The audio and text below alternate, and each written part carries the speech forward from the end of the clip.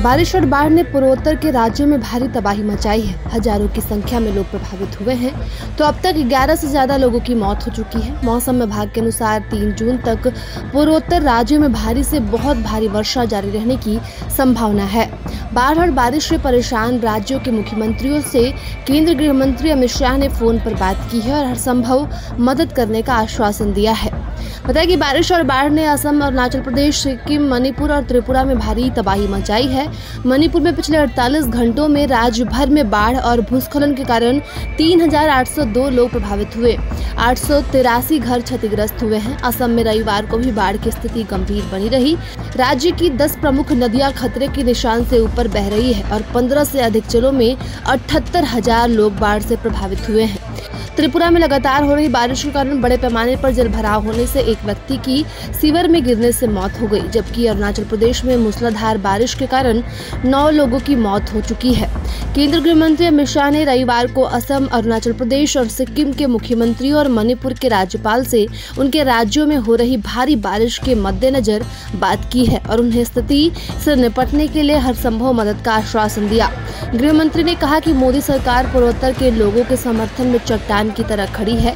भारी बारिश के कारण पूर्वोत्तर राज्यों के कई हिस्से बाढ़ जैसी स्थिति का सामना कर रहे हैं। पिछले कुछ दिनों में भारी बारिश से आई बाढ़ के कारण सड़क परिवहन, ट्रेन और नौका सेवाएं भी प्रभावित हुई हैं। पिछले 2 दिनों में अरुणाचल प्रदेश में मूसलाधार बारिश के कारण हुए भूस्खलन में 9 लोगों की मौत हुई। अधिकारियों ने बताया कि लगातार बारिश से हुए भूस्खलन के कारण मुख्य सड़क अवरोध हुई है और शनिवार को उत्तरी सिक्किम के विभिन्न हिस्सों में लगातार 1,500 पर्यटक फंस गए थे और सिक्किम में तिस्ता नदी में बृहस्पतिवार रात एक वाहन के गिरने से एक व्यक्ति की मौत हो गई, 2 लोग घायल हो गए और 8 अन्य लोग लापता हो गए हैं। मणिपुर में भारी बारिश ने कहर बरपाया है। पिछले 48 घंटे में राज्य भर में बाढ़ और भूस्खलन के कारण 3802 लोग प्रभावित हुए हैं और 883 घर क्षतिग्रस्त हुए हैं। त्रिपुरा में लगातार हो रही बारिश के कारण बड़े पैमाने पर जलभराव होने से एक व्यक्ति की सीवर में गिरने से मौत हुई और रात हुई बारिश के कारण सामान्य जनजीवन प्रभावित हुआ। वही लोगों को मुख्यमंत्री मानिक साहा के आवास के सामने घुटनों तक भरे पानी में चलकर जाना पड़ा। साहा ने रविवार को कहा कि पिछले 48 घंटों से लगातार हो रही बारिश के कारण लगभग 1300 परिवारों ने पश्चिम त्रिपुरा जिले के शिविरों में शरण ले ली है। बात करें बिहार में बाढ़ की स्थिति की तो बिहार के जिलों में इन दिनों बिजली, बादल गरजने के साथ साथ झमाझम बारिश हो रही है।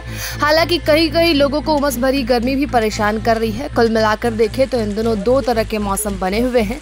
इधर मौसम विभाग की ओर से 15 जून तक बिहार में मानसून की एंट्री को लेकर अनुमान जताया गया है, लेकिन इससे पहले ही बिहार के कई इलाकों में बाढ़ जैसे हालात उत्पन्न हो गए हैं। नदियों के बढ़ते जलस्तर ने ग्रामीणों को डराना शुरू कर दिया है। ऐसे में बात करें मुजफ्फरपुर की तो यहाँ कटरा प्रखंड के लोगों के बीच हड़कंप मच गया है और जानकारी के मुताबिक मुजफ्फरपुर जिले के कटरा प्रखंड में बागमती नदी का जलस्तर अचानक बढ़ गया, जिससे लोगों के बीच भय का माहौल कायम हो गया। दरअसल नेपाल से निकलने वाली इस नदी का पानी कुछ ही घंटे में 3 से 4 फीट तक बढ़ गया, जिससे कटरा प्रखंड के 2 दर्जन गाँवों में बाढ़ का खतरा मंडराने लगा है। जानकारी के मुताबिक बागमती नदी के किनारे कई गाँव बसे हैं। उन गाँवों के लिए कटरा प्रखंड मुख्यालय से जुड़ने का सिर्फ एक साधन पीपा पुल ही है। अब जलस्तर बढ़ने से पानी पुल पर चढ़ गया है, जिससे लोगों को आवागमन में परेशानी हो रही है।